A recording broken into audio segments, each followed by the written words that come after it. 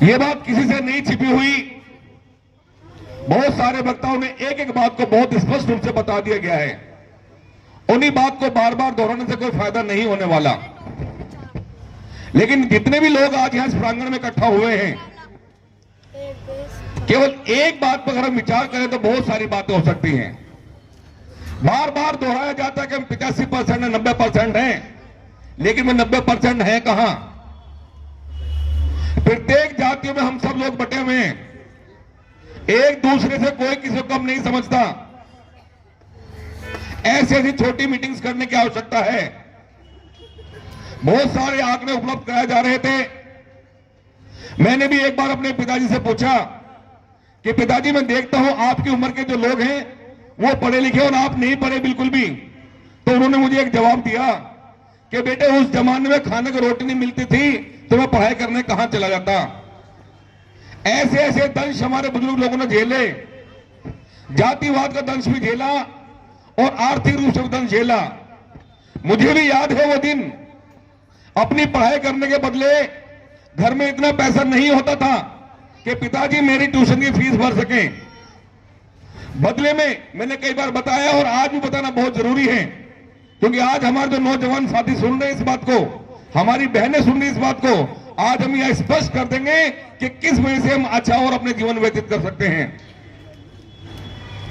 मेरी फीस देने के बदले मेरे पिताजी कम से कम 7-8 किलोमीटर दूर एक लोहे की रेहड़ी पे मलबा भरकर ईंट गारेगा उस टीचर का भराव करने जाते थे जहां उन्होंने प्लॉट ले रखा था। वो कहते थे कि मेरे पास इस बच्चे की फीस के लिए पैसे नहीं, मैं मेहनत काम कर सकता हूं आपके लिए। सन 85-86 में 10वीं पास की, उस समय 10वीं तक का स्कूल था, पढ़ने की और इच्छा थी, क्योंकि दूर वहां 14-15 साल का बच्चा मैं खुद बैठा देखता रहता था कि मेरे पिताजी मेरे लिए कितनी मेहनत करते हैं, मुझे पढ़ना चाहिए। आप सबकी दुआओं और आशीर्वाद से डीएवी स्कूल दरेगन से 12वीं पास की, श्यामलाल कॉलेज से फिर बीकॉम पास किया, एमकॉम पास किया, स्टेनोग्राफी का डिप्लोमा किया, सैनिटरी इंस्पेक्टर का डिप्लोमा किया, बहुत सारी पढ़ाई की। लेकिन आज बड़े दुख के साथ बताना चाहता हूं कि कहीं सरकारी नौकरी नहीं मिली थी, लिहाजा एमसीडी में सफाई कर्मचारी के पद पर काम करना पड़ा। कुछ ऑफिसर्स को दया आई, उन्हें पता चला कि एक संजय नाम का सफाई कर्मचारी बहुत पढ़ा लिखा है, अपने पास डेवलप्ड कैपेसिटी पर स्टेनोग्राफर बना दिया। यूनियन बनाकर काम करना शुरू किया। और एक बात और बतानी बहुत आवश्यक है, बहुत बारीकी से देखा है, लेकिन मैंने जो निचोड़ निकाला इस चीज का, केवल और केवल शिक्षा का ही बहुत बड़ा महत्व हमारे जीवन में।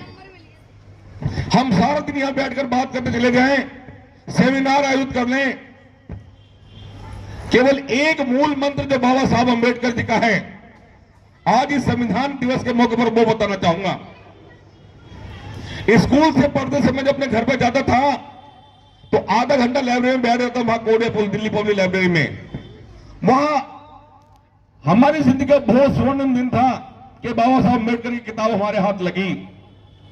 उसमें जब एक बार हमने पढ़ा कि पढ़ाई लिखाई उस शेरनी के दूध के समान है कि जो भी इसे पी लेगा वो शेर की तरह दहाड़ेगा, वो बात समझ में आनी शुरू हो गई।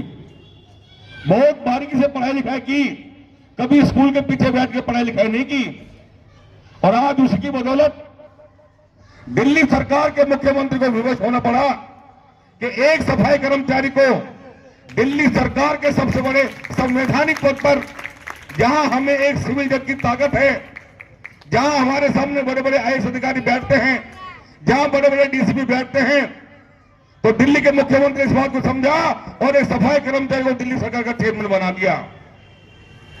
लेकिन मैं कहना यह चाहता हूं कि यह केवल और केवल संभव हो पाया बाबा साहब के बने हुए संविधान की वजह से।